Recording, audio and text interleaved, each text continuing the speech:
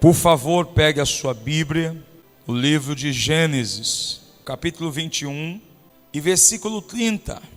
Ele respondeu: aceita estas 7 ovelhas de minhas mãos, como testemunho de que eu cavei este poço. Por isso, aquele lugar foi chamado Berseba, porque ali os dois fizeram um juramento. Amém? Vamos ver aqui o versículo 29, por favor.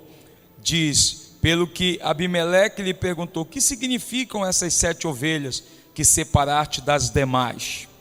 Ele respondeu: aceita essas 7 ovelhas de minhas mãos como testemunho de que eu cavei este poço. Por isso aquele lugar foi chamado de Berseba, porque ali os dois fizeram.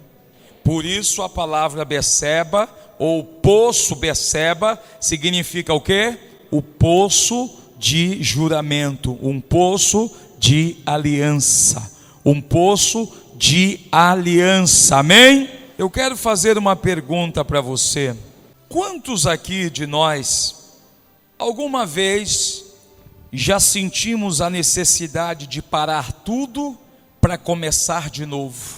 Às vezes eu levo uma turma ruim de bola para tentar jogar bola comigo, e a gente vai lá para o campo e tenta jogar, e tem uma turma aqui que ele já até ri, que eles têm menos idade que eu, e eles correm uns 15 minutos, estão morrendo, e às vezes o outro time está lá contra a gente.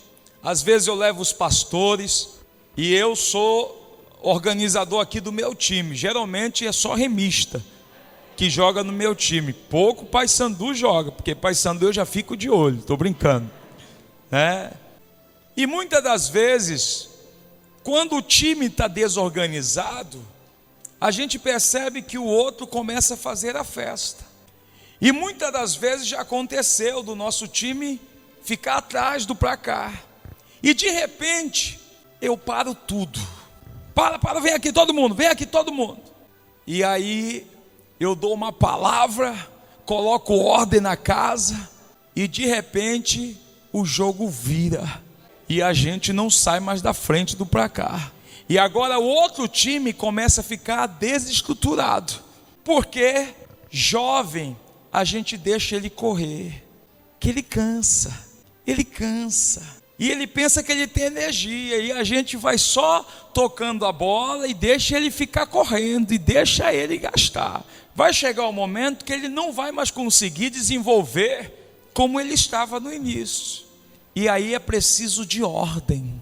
A Bíblia diz, como nós lemos a Bíblia Sagrada lá em Romanos 9,16, o que é que nós lemos? Que há coisas que não dependem do esforço humano. Olha o que diz: portanto isso não depende do desejo ou do esforço humano.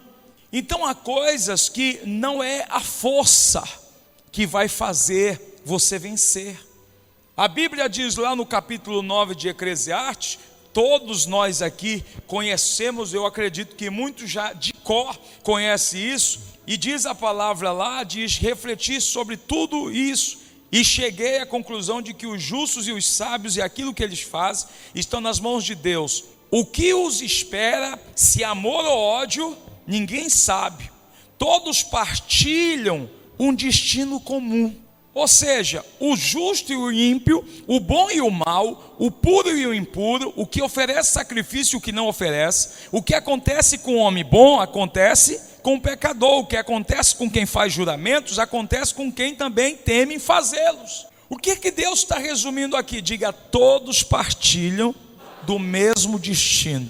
Ninguém um dia vai poder chegar diante de Deus e falar: Deus, eu não tive as oportunidades que o pastor Rodivaldo teve, porque Deus não mente. Deus disse que todos nós vamos ter as mesmas oportunidades, que todos nós, o que acontece na vida de um vai acontecer na vida de outro. O que acontece na minha vida vai acontecer na vida do cara que não tem nada a ver com Deus, que não teme a Deus, mas mesmo assim Deus vai dar para ele oportunidade.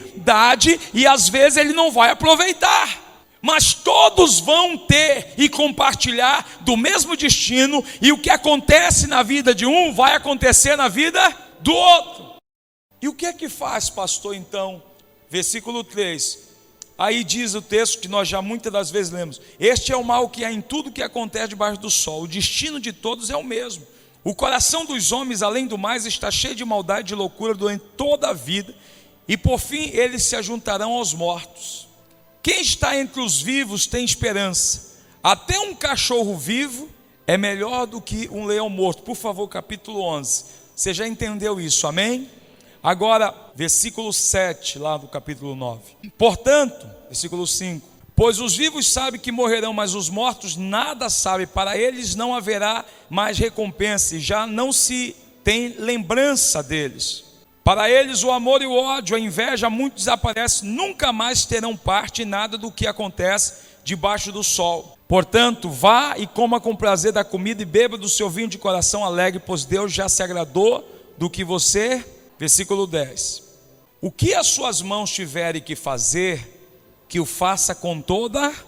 Ou seja, Deus está dizendo no versículo 2, entenda isso aqui, Deus está dizendo no versículo 2 que todos partilham do mesmo destino, que o que acontece com o homem bom, acontece com o pecador, com o homem mau. Acontece com o que faz juramento, aquele que tem aliança com Deus, também vai acontecer na vida de quem não tem aliança, mas muitas das vezes não vai ter diferença. Agora no versículo 10, Deus diz: tudo que vier às tuas mãos para fazer, faça com todas as suas, pois na sepultura para onde você vai não há atividade, ou seja, nem planejamento, não há conhecimento, nem sabedoria. E aí ele diz, então, escute bem isso: não há planejamento, não há atividade, conhecimento e sabedoria. Vamos repetir isso: atividade, trabalho, planejamento, conhecimento e sabedoria. Aí o versículo 11 ele diz: percebi ainda outra coisa, os velozes nem sempre vencem a corrida, os fortes nem sempre triunfam na guerra, os sábios nem sempre têm comida, os prudentes nem sempre são ricos, os instruídos nem sempre têm prestígio, pois o tempo e o acaso afetam a todos.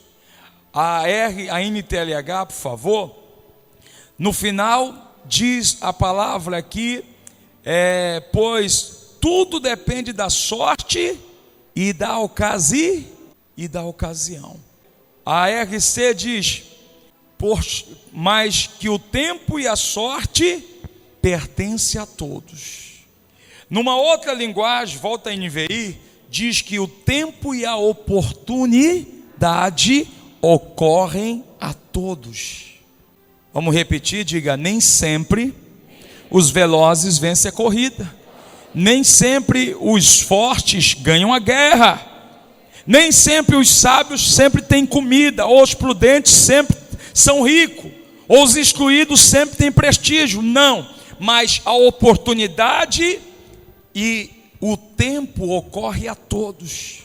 Não é a força, não é o que você, eu sou sábio, eu sou inteligente, eu sou forte. Não, há coisas que não dependem só do teu esforço, mas que depende de Deus. Então uma hora você olha para você e diz assim: espera aí, está acontecendo comigo o que diz lá em Ageu capítulo 1 versículo 6, eu tenho trabalhado muito e recolhido pouco.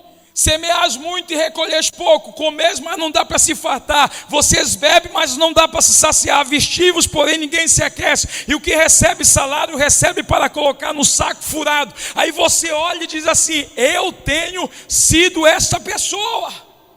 Você olha para o versículo 9, por favor, aí você diz: eu tenho sido isso que Deus disse, esperastes o muito, mas eis que veio a ser pouco. Você trabalha muito, você tem investido a sua vida, o seu tempo em um projeto, em um sonho, em algo que você deseja, e você olha em sua volta e diz: espera aí, eu tenho trabalhado muito, eu tenho dedicado a minha vida, mas eu não tenho visto o resultado. Então escute bem, há momentos que nós temos que parar tudo, para nós refletirmos o que está dando errado, O que é que eu não estou fazendo que eu preciso fazer? Eu tenho que começar a pensar e eu tenho que parar, porque se eu não parar, Deus vai me parar. O fato que acontece com Abraão, o texto, Abraão está falando com quem? Com Abimeleque. E você conhece a história de Abraão. Abraão, muitas das vezes, ele foi precipitado. Aquilo que Deus queria fazer na vida de Abraão com 70 anos, Deus só conseguiu fazer com 100, porque Abraão não era um cara maduro. Deus disse para Abraão, no capítulo 12 de Gênesis: sai da tua terra, do meio da tua parentela, e vai para a terra que eu vou te mostrar. Que foi que Deus disse? Sai do meio dos teus parentes, sai da casa do teu pai, vá para a terra que eu te mostrarei. Que foi que Deus disse para ele, versículo 2: seja você, farei de você um grande povo, te abençoarei, tornarei o teu nome famoso, e você será uma bênção. Mas o que foi que Abraão fez? Versículo 1: sai da tua terra, do meio dos teus parentes. Ele não saiu, ele levou o sobrinho dele, e toda a parentada ligada a Ló, ele levou com ele. Primeiro erro, Deus disse: sai do meio dos teus parentes. Ele levou o sobrinho e todos que estavam ligados. Era um cara imaturo. Deus promete para ele, capítulo 15: eu vou te abençoar, não te desanima. Abraão, eu sou a tua recompensa, eu sou o teu escudo. Fica firme na promessa. Aí Deus renova a promessa: eu vou fazer de você uma grande nação. Eu vou fazer de você uma grande nação. E Abraão, opa, Deus vai renovando as promessas. Mas o que é que acontece no decorrer? Abraão não amadurece. Escute bem, queridos. Por que teve um momento na vida que Deus parou Abraão em Berseba? Por que teve um momento que Deus disse assim: espera aí, Abraão, você vem desde 30 anos, quase 30 anos, você já está com quase 100 anos, e você ainda está cometendo os erros do tempo que você saiu de Harã. Agora é hora de você parar. É nesse momento que Abraão vai aonde? Ele cava um poço, e diz a Bíblia que ele cava aonde estava muito dos inimigos. Mas por que Deus manda ele parar, pastor? Porque ele ainda era imaturo. Farei de você versículo 2: eu te abençoarei, farei de você uma grande nação. Pode passar, por favor. Abraão pergunta: eu ainda não tenho filhos. Para quem que Deus disse? Ele disse: tu não me deste um filho, um servo da minha casa será o meu herdeiro. Então Deus disse: não será ele que será o teu herdeiro. Vai passando, por favor. O Senhor Deus, seu herdeiro não será esse, um filho gerado por você mesmo será o seu. O que é que ele faz? Se precipita. E diz a palavra de Deus, por favor, capítulo 16, capítulo 21, por favor, versículo 14.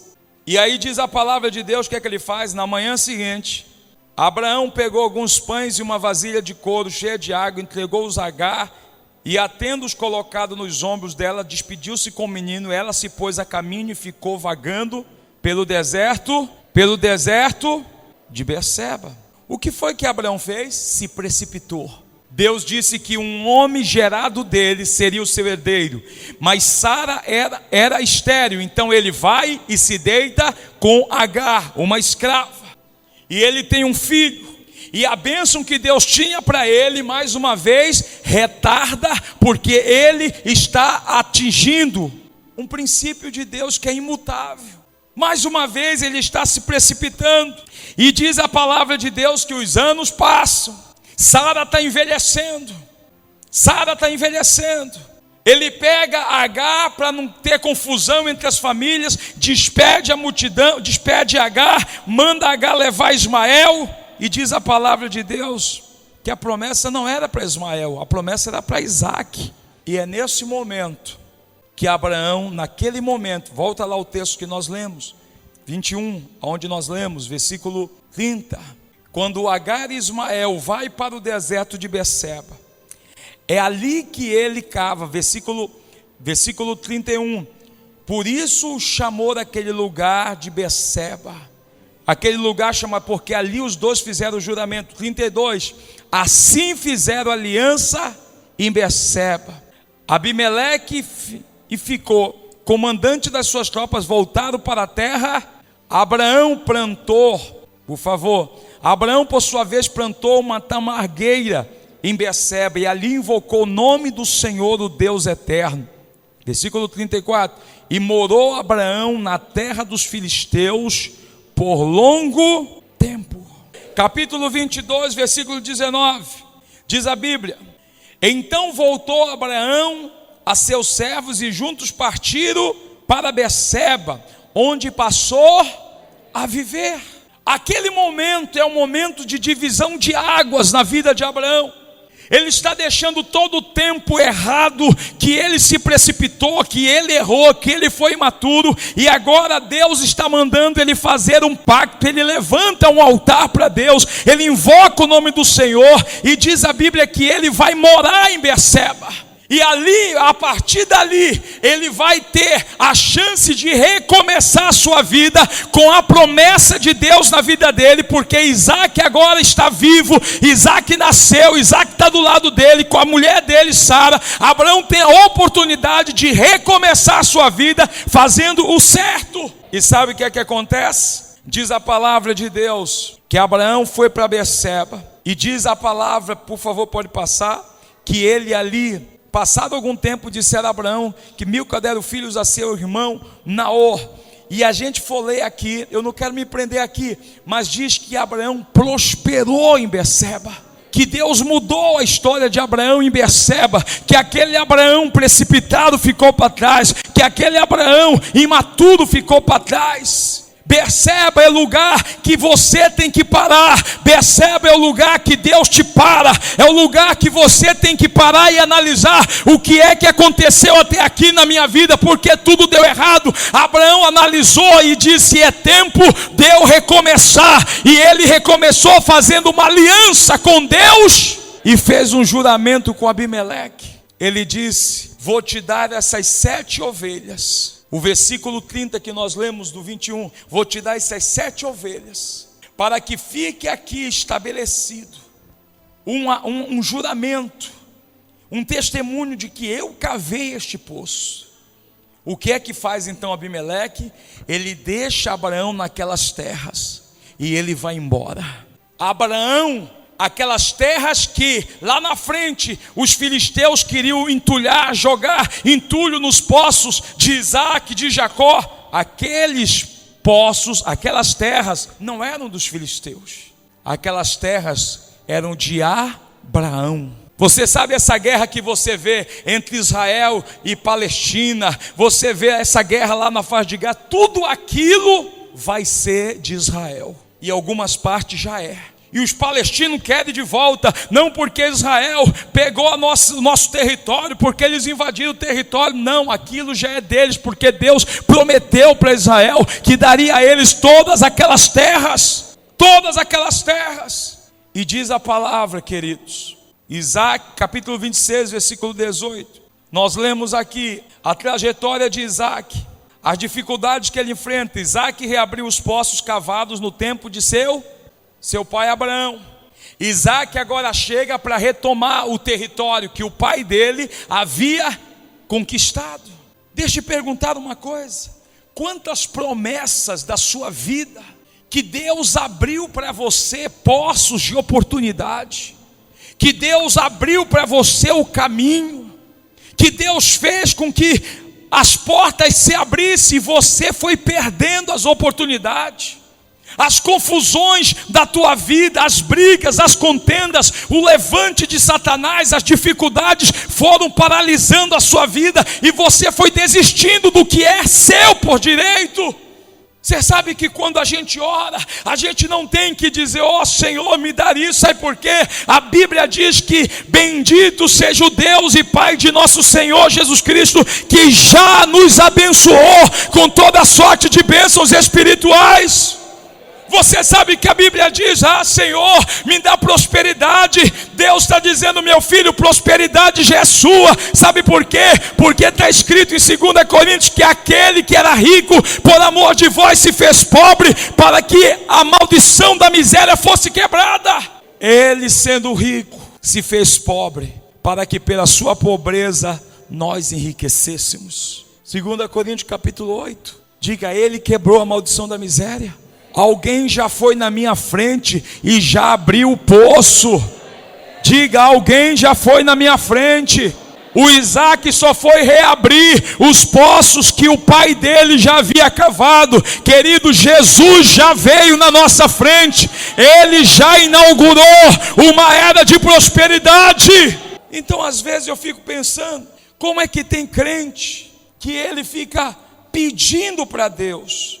Diga para o teu irmão aí, não peça, não peça, reivindique. Se você se sente filho, reivindique. Quem se sente filho?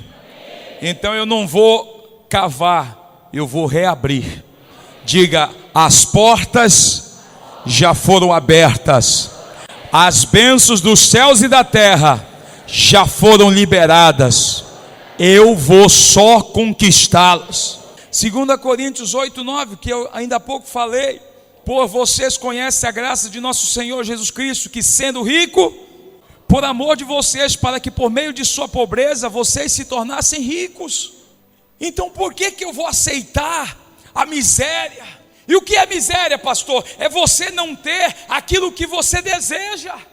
Tem gente que quer tomar um açaí e não pode tomar um açaí. Tem gente que quer ir tomar um tacacá, não pode tomar um tacacá. Tem gente que quer comprar uma camisa nova, não pode. Queridos, quebre isso da sua vida e vá reabrir o que Deus já deixou aberto para você, vai conquistar. Berseba é lugar de parada, é lugar de recomeçar, é lugar de fazer aliança. Você está me entendendo? Por favor, o poço já foi cavado, o poço já foi aberto. Diz a Bíblia que Isaac vai, e diz a palavra que ele vai reabrir os paus que o pai dele havia aberto, os quais os filisteus fecharam depois que Abraão morreu, e deu-lhes os mesmos nomes que seu pai lhes tinha. 19. Os servos de Isaac cavaram no vale e descobriram um veio de água. Mas os pastores de Gerar discutiram com os pastores de Isaac, dizendo, a água é nossa. Por isso Isaac deu ao poço o nome de Ezeque, porque discutiram por causa dele. Então seus servos cavaram outro poço, mas eles também discutiram por causa dele, por isso chamou de Sitna. E então Isaac mudou-se dali e cavou outro poço, e ninguém discutiu, por causa dele deu o nome de Reobote, dizendo, agora o Senhor nos abriu e prosperaremos na terra. Glória a Deus. 23. Dali Isaac foi para onde? Berseba. Ele está num lugar que teve briga, ele está num lugar de confusão, ele está num lugar que ele reabriu poços, ele viu resultados, porque diz a Bíblia que naquela terra ele colheu 100 por 1, Deus deu para ele grandes colheitas, mas ele disse, agora eu vou para onde? Eu vou para onde? Ele vai para esse lugar. Ele tenta reabrir os poços, ele enfrenta dificuldade, até que ele consegue reabrir de 3, 1, dá o nome de Reobote, e depois ele vai para onde? Versículo 24. Naquela noite, o Senhor lhe apareceu e disse, eu sou o Deus de seu pai Abraão, não tema, porque eu estou com você, eu o abençoarei, e multiplicarei os seus descendentes, por amor ao meu servo. Depois de tantas idas e vindas, me diga uma coisa, por que Deus não apareceu para Isaac lá no poço de Ezeque? Por que Deus não apareceu para Isaac lá no poço de Sitna? Por que Deus não apareceu lá em Reobote? Por que Deus apareceu em Berseba? Porque Berseba, lembra onde foi que Abraão fez um juramento? Aonde foi que Abraão começou a história nova da vida dele? Agora Isaac de 3 só deu certo 1, e ele vai para Berseba e ali Deus aparece para ele. Olha o recomeço. O que é que Isaac faz? O mesmo que o pai dele. Versículo 25. Olha o que ele faz. Isaac construiu nesse lugar um altar e invocou o nome do Senhor. Ali armou acampamento e os seus servos cavaram outro poço. E a palavra que o Espírito Santo hoje gerou no meu coração foi dizer para você, este altar hoje quer ser para você um lugar de recomeço.